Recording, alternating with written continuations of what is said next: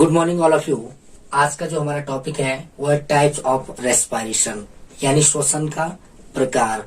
जो हमारे बॉडी के अंदर बेसिकली कितने स्टेप में रेस्पिरेशन होता है या कितने टाइप्स का रेस्पिरेशन होगा वो हम पढ़ेंगे आज। पहले देखिए, सबसे पहले हमारा जो रेस्पिरेशन के टाइप है एक्सटर्नल रेस्पिरेशन, दूसरा टाइप है इंटरनल रेस्पिरेशन, तीसरा ट्रांसपोर्ट ऑफ गैसेस और चौथा है सेलुलर रेस्पिरेशन। यानी 4 टाइप का रेस्पिरेशन हो रहा है। इनके भी अलग अलग टाइप हैं। एक्सटर्नल रेस्पिरेशन में अगर देखेंगे तो सबसे पहले आता है ब्रीथिंग। सबसे पहले हम समझेंगे ब्रीथिंग है क्या चीज। ब्रीथिंग का मतलब जो वातावरण से हमने सांस ली फेफड़ों के अंदर और जो फेफड़ों से सांस को बाहर वातावरण में छोड़ा, यानी ऑक्सीजन लेना और CO2 को छोड़ना क्या कहलाता है? श्वसन कहलाता है, ब्रीथिंग कहलाता है। इस ब्रीथिंग की भी 2 टाइप की प्रोसेस है, यानी 2 प्रकार से ब्रीथिंग होती है। पहला है आपका इंस्पायरेशन, दूसरा है एक्सपायरेशन।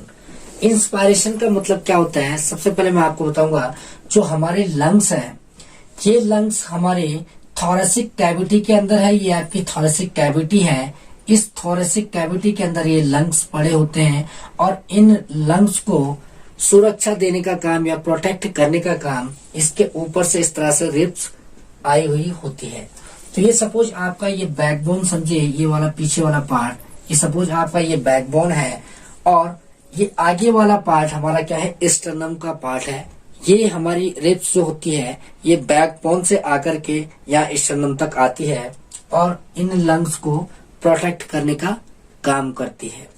यहाँ पर हम सबसे पहले देखेंगे इंस्पायरेशन में जब हम सांस को अंदर लेते हैं तो उस दौरान क्या होता है कि ये थोरेसिक कैविटी जो होती है इसका वॉल्यूम बढ़ जाता है। इसका वॉल्यूम क्यों बढ़ता है? क्योंकि ये जब ऑक्सीजन आप लेंगे तो ये ऑक्सीजन किसके अंदर भरेगी? इस लंग्स के अंदर भरेगी और लंग्स क्या होंगे? लंग्स फूल जाएंगे। लंग्स फूलने से क्या होगा कि जो हमारी रिब्स दिखाई दे रही है, रिब्स के अंदर भी और बाहर की तरफ भी कुछ मसल्स होती है, यानी इस तरह ये मसल्स होंगी रिब्स के अंदर और बाहर। इस मसल्स को हम कहते हैं इंटरकोस्टल मसल। Intercostal muscle. जैसे सपोज आपका ये रिब्स है, इसके अंदर की तरफ जो मसल होगी इसको बोलेंगे इंटरकोस्टल मसल और बाहर की तरफ जो मसल होगी इसको बोलेंगे एक्सटर्नल इंटरकोस्टल मसल। तो क्या होता है कि जब ऑक्सीजन अंदर जाती है लंग्स के अंदर तो इस रिब्स के जो बाहर की तरफ एक्सटर्नल इंटरकोस्टल मसल्स होती है वो कॉन्ट्रैक्ट हो जाती है। इंटरकोस्टल मसल्स के कॉन्ट्रैक्ट होने से क्या होता है? ये पसलियां आगे की तरफ आ जाती है, रिब्स आगे की तरफ आ जाती है और उसी टाइम ये जो डायफ्राम मसल होती है ये मसल भी कॉन्ट्रैक्ट होकर के क्या हो जाती है? नीचे की तरफ चली जाती है। इससे क्या होता है? इन रिब्स के आगे आने से और इस डायफ्राम मसल के नीचे जाने से क्या होगा? इस थोरेसिक कैविटी का वॉल्यूम बढ़ जाता है, जिससे क्या होता है कि जो हमारे लंग्स हैं उनको एक स्पेस मिल जाता है फूलने के लिए, यानी प्रॉपर जगह मिल जाती है और इन फेफड़ों के अंदर एक निम्न दाब उत्पन्न हो जाता है, जिससे क्या होता है कि बाहर की जो वायु है उसमें कंसंट्रेशन ज्यादा होती है भीतर की अपेक्षा। तो तब तक वो ऑक्सीजन या वायु उस लंग्स के अंदर जाती रहेगी जब तक बाहर का और अंदर का कंसंट्रेशन बराबर न हो जाए। तो ये तो था हमारा इंस्पायरेशन। इसके ठीक विपरीत होता है एक्सपायरेशन। एक्सपायरेशन का मतलब क्या होता है कि जब ये डायफ्राम मसल्स रिलैक्स हो जाती है और ये आपकी रिब्स जो मसल थी ये मसल्स भी रिलैक्स हो जाती है, तो पसलियां क्या हो जाएगी? अपनी जगह आ जाएंगी जहां पर पहले थी और डायफ्राम मसल भी जहां पर पहले था वहां पर वापस आ जाएगा। थोरेसिक कैविटी का जो वॉल्यूम है वो कम हो जाएगा, यानी इसका आकार कम हो जाएगा, जिससे इस लंग्स पर एक प्रेशर पड़ेगा, एक दबाव पड़ेगा, जिससे धीरे धीरे वो CO2 वापस चली जाएगी उसी परिपथ से, उसी मार्ग से जिससे ऑक्सीजन अंदर आई थी। तो ये तो था इंस्पायरेशन और एक्सपायरेशन। अब हम इस डायग्राम में इसको ज्यादा बेहतर समझेंगे। मैंने आपको पहले वीडियो में बताया था कि किस तरह हमारी ऑक्सीजन लंग्स के अंदर रेस्पिरेटरी सिस्टम के माध्यम से जाती है और किस तरह CO2 उसी रेस्पिरेटरी सिस्टम के माध्यम से बाहर निकल जाती है। तो हमने पहले वीडियो में यहाँ तक देख लिया था कि हमारी जो ऑक्सीजन थी वो ऑक्सीजन यहाँ से लंग्स के एल्वियोलाई में आ चुकी है, यानी यहाँ पर हमारी ऑक्सीजन आ चुकी थी। अब यहाँ पर हम ध्यान से देखेंगे, जब ये ऑक्सीजन इस एल्वियोलाई के अंदर पहुंच चुकी है, जो ये वाला पार्ट है, इसके चारों तरफ ये ब्लड कैपिलरी नेटवर्क है और यहाँ से ऑक्सीजन का क्या होगा, एक्सचेंज होगा। ऑक्सीजन कहाँ जाएगी, आपके ब्लड में, और इसे कौन लेके आएगा, पल्मोनरी वेन। ये ऑक्सीजन सपोज यहाँ से यहाँ पर आ गई इस ब्लड में, और ये ब्लड घूम के कहा जाता है आपका लेफ्ट साइड में, हार्ट के लेफ्ट साइड में। जो पहला ऊपरी चेंबर होता है इसे बोलते हैं लेफ्ट ऑरिकल। इस लेफ्ट ऑरिकल में जब ब्लड आ जाता है, उसके बाद यहाँ पर ट्राइकस्पिड वाल्व होती है और ब्लड नीचे आ जाता है, यानी ब्लड के साथ ऑक्सीजन भी इस लेफ्ट वेंट्रिकल में आ जाती है। यानी यहाँ पर समझे कि दूसरे चेंबर में अब ब्लड आ चुका है। इसको ज्यादा डिटेल आप समझेंगे जब आपका ब्लड सर्कुलेशन का चैप्टर आएगा, वहां पर हम इसको बेहतर समझ सकते हैं। यहाँ पर आप इतना समझे कि दूसरे चेंबर में जब ब्लड आ जाता है तो ये ब्लड दूसरे चेंबर से अओर्टा से आर्टरी के माध्यम से चला जाता है आपकी कोशिकाओं के अंदर या सेल के अंदर। ये आपका ब्लड चला गया है, यानी ऑक्सीजन इस ब्लड के साथ आ गई कहा, कोशिकाओं में। अब आप कोशिकाओं में देखेंगे तो कोशिकाओं में क्या होता है, कोशिकाओं में होता है हमारा ग्लूकोज C6H12O6। ये ग्लूकोज होता है। ये ऑक्सीजन अब ब्लड के माध्यम से अंदर जब आ चुकी है यहाँ पर, तो इसका क्या हो जाएगा, ऑक्सीडेशन हो जाएगा। और ऑक्सीडेशन के दौरान CO2 plus H2O plus energy बनेगी। ये एनर्जी हमारे दैनिक कार्यों में काम आएगी। अब क्या हुआ यहाँ पर अगर आप देखेंगे कि सबसे पहले ये ऑक्सीजन जब इस सेल के अंदर आई तो ऑक्सीडेशन हुआ, तो इसको हम कहेंगे इंटरनल रेस्पिरेशन, यानी ऑक्सीडेशन ऑफ फूड स्टफ इसका हो चुका है। ऑक्सीडेशन हुआ तो ये इंटरनल रेस्पिरेशन का पार्ट है, ऑक्सीडेशन ऑफ फूड स्टफ। अब यहाँ पर आपने देखा होगा इंटरनल रेस्पिरेशन में दूसरा मैंने पार्ट लिखा हुआ है डिसोसिएशन ऑफ ऑक्सी हीमोग्लोबिन।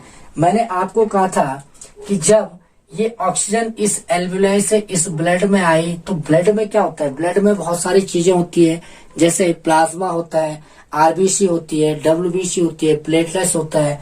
तो यहाँ पर हम केवल देखेंगे आरबीसी को। आरबीसी के अंदर हीमोग्लोबिन होता है और वो हीमोग्लोबिन इस ऑक्सीजन को अपने साथ जोड़ लेता है, मिला लेता है या बाइंड कर देता है, यानी ऑक्सीजन उसके साथ बाइंड हो जाती है। आपने देखा होगा कि हीमोग्लोबिन इस ब्लड के अंदर था, लंग से ऑक्सीजन आई यानी O2 मिली तो ये बन गया ऑक्सी हीमोग्लोबिन। ये ऑक्सी हीमोग्लोबिन जब यहाँ पर बन गया तो ये ब्लड के माध्यम से हार्ट में गया, हार्ट के माध्यम से आपका कहाँ आया, आपकी कोशिकाओं में आया या टिश्यू के अंदर आया। तो यहाँ पर ये जब ऑक्सीजन क्या हुआ, ये हीमोग्लोबिन इस ऑक्सीजन को किसको दे देगा, इस सेल को दे देगा, इस कोशिका को दे दे, तो ऑक्सीजन अलग हो गई तो ये केवल क्या बच गया, आपका हीमोग्लोबिन ही बच गया।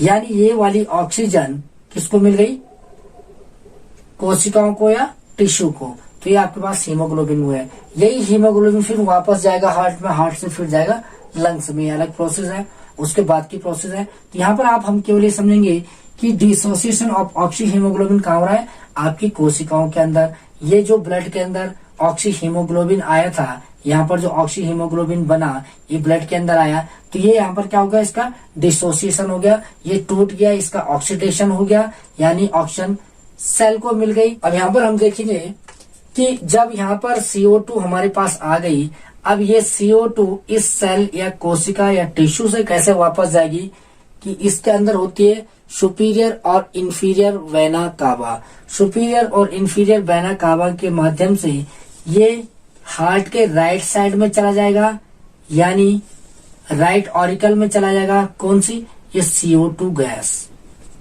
जब ये CO2 गैस इस चैम्बर में चला जाएगा तो इस पर भी एक वाल्व होती है जिसे हम कहते हैं बाइकस्पिड वाल्व। ये वाल्व खुल जाती है तो ये फिर कहा जाता है दूसरे वाले चेम्बर में आ जाता है, इस वाले वेंट्रिकल में। और यहाँ पर भी एक वाल्व होती है जिसे कहते हैं पल्मोनरी वाल्व। इस पल्मोनरी वाल्व से एक पल्मोनरी आर्टरी निकलती है जो इस ब्लड को, यानी दूसरे चेम्बर से ये ब्लड जाता है आपका कहा, फिर इधर की तरफ यानी लंग्स की तरफ जाता है। अब आपको समझ में आ गया कि ये CO2 जो यहाँ पर आई थी, ये CO2 कहाँ चली गई, यहाँ पर इस ब्लड में। अब ये CO2 यहाँ से कहाँ चली जाएगी, इस एल्वुलाई के अंदर, यानी CO2 इस एल्वुलाई में अब पहुंच चुकी है और एल्वुलाई के द्वारा CO2 कहाँ चली जाएगी, वापस वातावरण में चली जाएगी। अब यहाँ पर हम इसको समझेंगे कि कैसे ऑक्सीजन अंदर आई थी ब्लड के माध्यम से, कहाँ गई थी, आपके हार्ट में, हार्ट के माध्यम से फिर सेल में, और सेल से फिर वैसे ही वापस CO2 चली गई आपके हार्ट में, और हार्ट से आपके लंग्स में। तो यहाँ पर एक चीज ध्यान रखना कि जो लंग से ब्लड आया, जो लेके आया, वो थी हमारी पल्मोनरी वेन, इसको हम बोलेंगे पल्मोनरी वेन, और ये कहाँ ले गई, हार्ट में। लेकिन जो हार्ट से आपकी बॉडी की तरफ, आपकी टिश्यू की तरफ जो ब्लड ले गई, वो हमारी क्या है, आर्टरी है। ये थोड़ा अलग केस है। वैसे यहाँ पर जो सेल या टिश्यू से ले गई, वेन ले गई, और वेन हार्ट में ले गई, और हार्ट से जो आपका लंग्स की तरफ ले गई, वो आपकी कौन सी ले गई, पल्मोनरी आर्टरी ले गई। तो ये हार्ट के केस में थोड़ा उल्टा है, यहाँ पर वेन ला रही है और यहाँ से आर्टरी उसी ब्लड को ले जा रही है। अब यहाँ पर हम देखेंगे कि मैंने आपको एक्सटर्नल रेस्पिरेशन बताया था, उसका पहला पार्ट ब्रीथिंग बताया था। ब्रीथिंग का मतलब यहाँ पर हमने क्या किया, ये आप ब्रीथिंग हो गई, जो आपने सांस ली और सांस छोड़ी, ये सिंपल सा है। सांस लेना और सांस छोड़ना हमारा क्या कहेगा, ब्रीथिंग कहलाएगा। अब जो एल्वुलाई के अंदर ऑक्सीजन आई ब्रीथिंग के दौरान, वो ऑक्सीजन कहाँ एक्सचेंज हो रही है, ब्लड में, और CO2 जो ब्लड से कहाँ एक्सचेंज हो रही है, आपकी एल्वुलाई में। यानी यहाँ पर एक्सचेंज ऑफ गैसेस हो रही है। O2 ब्लड में आ रहा है और ब्लड से CO2 एल्वुलाई के अंदर जा रही है या लंग्स के अंदर जा रही है। इसको हम कहेंगे एक्सटर्नल रेस्पिरेशन। यहाँ पर क्या हो रहा है, एक्सटर्नल रेस्पिरेशन। अब आपके पास क्वेश्चन आता है कि एक्सटर्नल रेस्पिरेशन किसके बीच होगा, तो होगा लंग्स और ब्लड के बीच। यानी लंग्स और ब्लड के बीच कौन सा हो रहा है, एक्सटर्नल रेस्पिरेशन हमारा होता है। दूसरा यहां पर देखेंगे इंटरनल रेस्पिरेशन। इंटरनल रेस्पिरेशन कहां हो रहा है, इस ब्लड से कहा आया, आपका टिश्यू में, यानी ब्लड और सेल के बीच, या आप इसे टिश्यू भी कह सकते हैं, इसके बीच हो रहा है इंटरनल रेस्पिरेशन।